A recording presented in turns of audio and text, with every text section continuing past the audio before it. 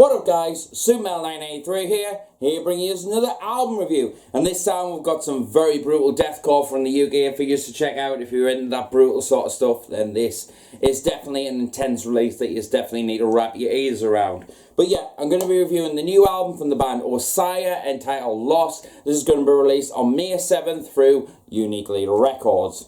Now, if you're not too familiar with Osiah and you've been subscribed to this channel for a while, I'd be very surprised, because if you don't know by now, they are one of my favourite upcoming deathcore bands in the scene at the moment, and they've released two albums previous to this album. Back in 2016, they birthed us with the debut album entitled Terra Firma, which came out in 2016 and was in my Albums of the Year list for that year. I think it came, if I'm not mistaken, third, if I'm not mistaken. But yeah, even still to this day, I listen to this album quite relentlessly. It's one of my favourite deathcore albums and one of the go-to deathcore albums if I just want an all-out relentless assault of heaviness and just breakdowns galore, if you ask me. This is absolutely fantastic, so make sure you check it out if you haven't already. So that was released from Sage Music in 2016, and then fast forward to 2019, we have the arrival of their second album entitled Kingdom of Lies, which was their debut under Unique Leader Records. Now, for those who have seen my Album of the Year list for that year, this was my Album of the Year for that year, and quite rightly so. And I still stand by that decision, because this album I listen to still relentlessly, probably just as much as the new album and the debut album as well. But in general, this album is absolutely incredible. It's a more relentless, more intense-driven album than Terra Firma. Like Terra Firma, I feel. The best comparison I could give Terra Firma was more along the lines of an I Declare War sort of sound, more breakdown and heavy orientation, whereas this album, they started to take on board a lot more relentless atmosphere, if you ask me, and involving more groove and more riffs in there for good measure, just to create this really obliterating sounding deathcore album that I think personally is an absolutely incredible album from the deathcore genre. And if you haven't wrapped your ears around this, make sure you do so. And also check out my review for both albums. There'll be links down below. So yeah, and now we arrive in 2021 with the arrival of a new album entitled Lost.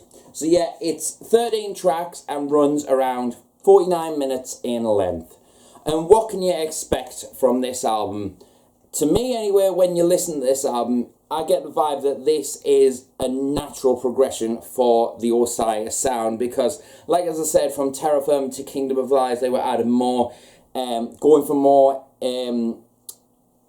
relentless assault, adding faster elements in there, and they've continued that progression into Lost, because I feel like this is definitely a more relentless and just overall scary sounding album compared to Kingdom of Lies. Like, Kingdom of Lies was an absolutely incredible album. I still stand by that being a 10 out of 10 album.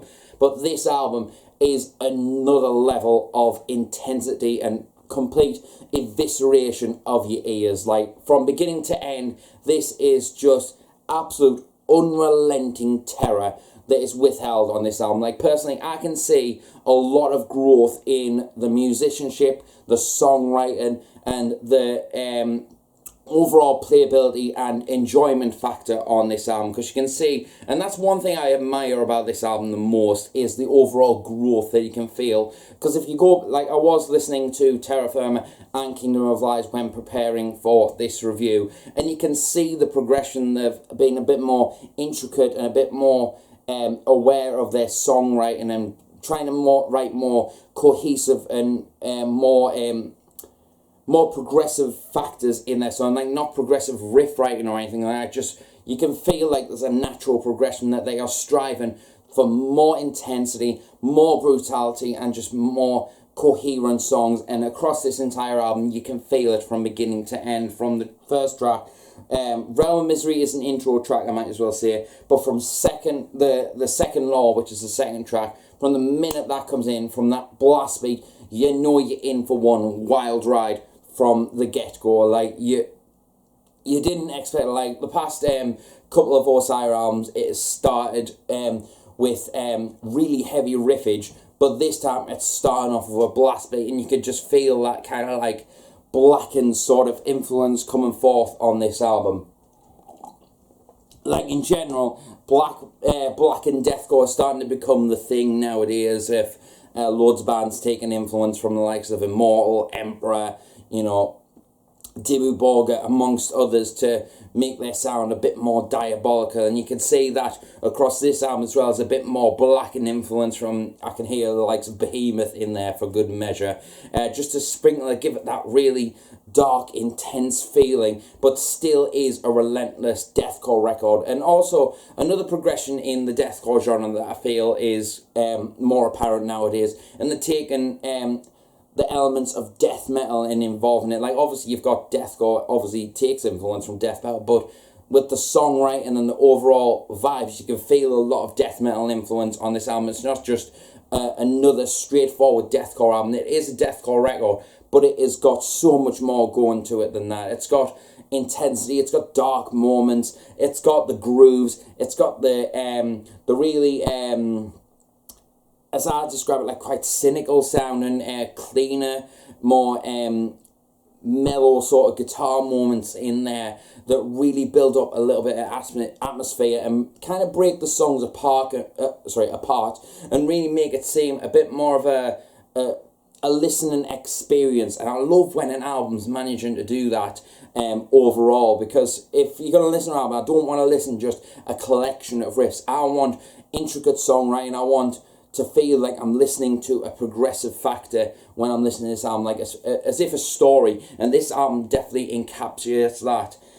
Overall as well, one factor that I did love, and I do mean love, about this album was the overall production sound in comparison to the other albums. Like, this is definitely a more brighter, a more crisper sounding record compared to the likes of Kingdom of Lies and Terra Firma, which were very, very thick and beefy sounding. Like, this is a really chunky sounding album and very powerful in a sense, because it's more like sharper in its delivery. It's not like a flat. It's like I don't know how to describe it. It's like more like you're getting shot at with a machine gun rather than getting whacked on by Thor's hammer, for example. I know that's probably a shit reference, but honestly that's what it feels like, and that has come to the massive, incredible work from Christy Johnson of Cryptopsy, who's mixed the likes of Beneath the Massacre, Despised Icon, Ingested. He's done quite a few Ingested albums. Shadow of Intent. He's done an array of amazing records and made them sound so fucking good. And this album definitely, it kind of falls with the whole production sound as the development of Osiah's sound as well. So it really complements this album as well, especially with the riff writing. You can hear each note, like when there's like some faster riffs, you can hear each note perfectly. And I think the guitar work on here is so exceptional. Like, the riffs are hard as fuck. They're not just ones and zeros as the deathcore genre keeps getting linked to, back in the day as well. It's still getting talked about today. This is such an intricate sound. It's technical, it's fast. It's even got some little bit of melodic bits in there and some black metal influence in there, but it just sounds so coherent, and I absolutely love it. Some really intense writing, so make sure you keep a sharp eye on those riffs, because they will catch you off guard. They are absolutely incredible. And then also, I will say, the drum work is exceptional, because Noah, this is his first record with Osiah, and man, he delivers, pounding those drums. Like, the overall sound and production of the drum, you can hear each part of the instrument clear as day, from the snare to the toms to the bass drums to the cymbal, each cymbal separation. You can hear it all. It sounds so fine. It's like the mix has been gone with a fine tooth, tooth comb or whatever it is, a fine comb, just to iron out little details to make everything sound so coherent, and it sounds absolutely incredible if you ask me. And the bass work as well, absolutely incredible, giving it that oomph behind that very clean, very crisp guitar, just to give it that mighty oomph behind it, and I absolutely love that factor as well. And vocal delivery. Ricky is one of my favourite vocalists in the deathcore genre, and he has got a massive range going from his demonic, monstrous lows that can go ridiculously low when they need to be. His highs, which are really crisp and very torturous sounding, especially when he goes to those little higher registered notes. That kind of reminds us, I said in the Kingdom of Lies review that it kind of reminds us of Alex Kohler?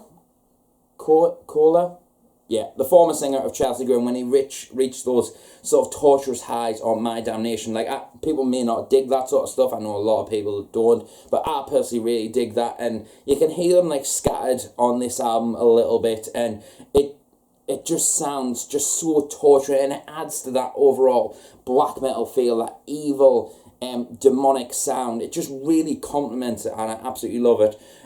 But I would say the best factor about this album is the pronunciation behind it. Like, there's a lot of mid-range vocals across this album, and I feel like they're the dominant factor of the range, the vocal range on this album. Like, there's more lows and loads of highs, you know, but the mid-range, I just love it because the pronunciation, you can hear each lyric that he's saying, and it makes you follow it and listen out for the words that he's saying and make it seem a lot more interesting to listen to, because yeah, it's all well and good someone say, oh, they can go as low as possible, where they can gargle, you know, like a slam band, you know, that's all well and good, but pronunciation is a big factor in it. Even when he goes really low, you can still understand what he's saying. And I mean, The Eye of the Swarm, the first song that they dropped featuring Ben Durr, when I was reading the lyrics, I could hear them clear as day, like, without reading the lyrics, like. And that's what I love to hear, is a vocalist who can deliver the brutality, but still you can understand what they're saying. Like, it's all well and good, like, as I said, but at the end of the day, I want to hear some good lyrics, and good lyrics are across this entire album, if you ask me.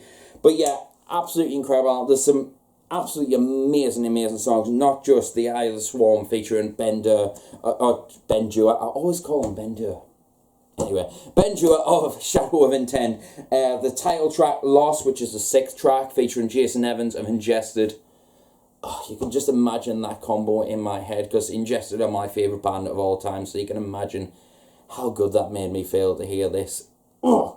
Anyway, and also I might as well say Ben's part is just ridiculous. Like, there's some general faster parts on this album vocally, and I feel like that's definitely been pushing their boundaries a little bit more, with not just the faster songwriting, but the faster lyrical flows and stuff, and it really shows a growth in the band as well. And then just having the I think Ricky shared the Eye of the Swarm lyric video, and he said it was like he described Ben as the Busta Rhymes of deathcore, and that's quite rightly so, because he is one of the best, if not the best, deathcore vocalist. I know, I think he's better than Phil Boseman. That's just my personal opinion. But anyway, I still love Philly Bo. I might as well add. Anyway, but yeah, the Second Law, absolutely amazing track. Queen of Sorrow, Lost.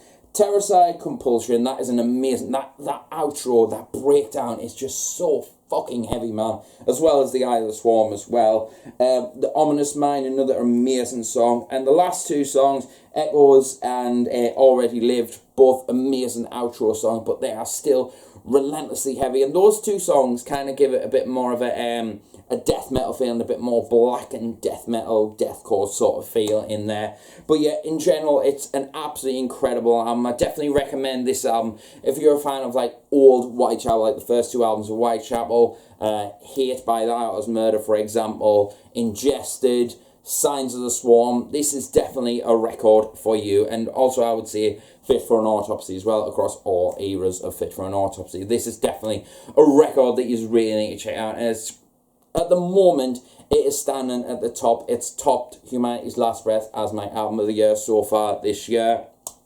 Absolutely incredible record, and I cannot wait to see what is coming for Osiah when they drop this album on May 7th. Make sure you get your pre-orders in. There'll be links down below, because I believe there's pre-orders on Indie Merch Store and Impericon and any other places. I'll leave links down below, and obviously the unique later.